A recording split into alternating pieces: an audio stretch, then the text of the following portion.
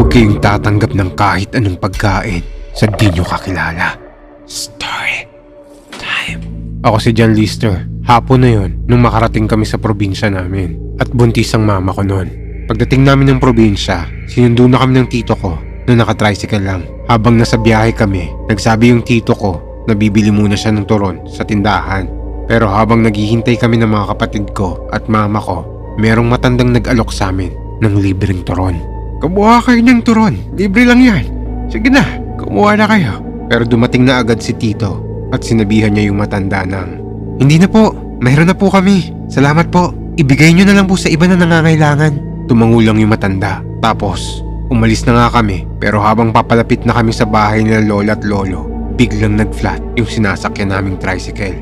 Kaya ang ginawa ni tito, pumunta muna siya sa malapit na vulcanizing shop. Habang kami naman ay pinasakay niya ng ibang tricycle. At sa wakas, nakarating na rin kami sa bahay nila lola at lolo ng maayos. Pagdating namin doon, pinakain kami kaagad nila lola at lolo. Pero pagkatapos namin kumain, nagsabi si lolo kay mama na magsuot daw siya ng kulay itim na damit. Dito na nagtaka si mama. Bakit pa? Basta, suotin mo na lang.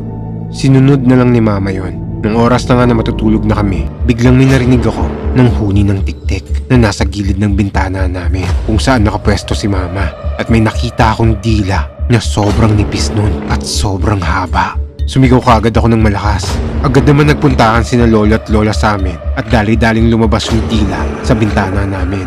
Sinundan agad ni lolo yon sa may labas ng bahay pero hindi niya na nakita yon. Kinabukasan, meron na lang bakas ng mga paa ng aso dun banda sa bintana kung saan ako nakakita ng mahabang dila. Pero pinagtataka namin, wala namang asong nakapwesto dun hanggang may pumuntang lalaki sa may bahay nila lola at may binalita yun sa amin.